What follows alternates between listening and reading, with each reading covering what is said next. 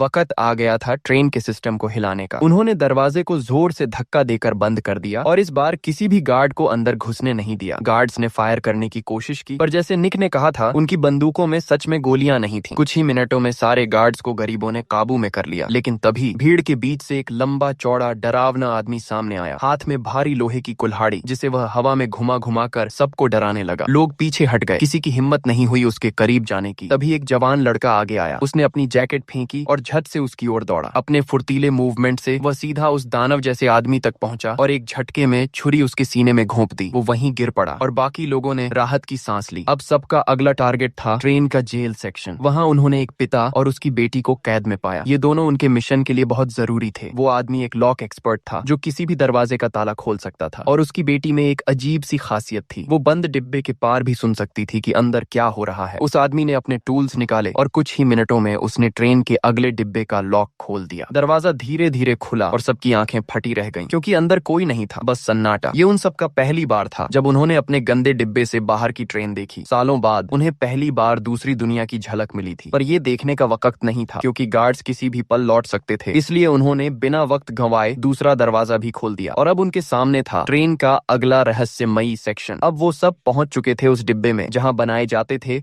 वो काले protein blocks.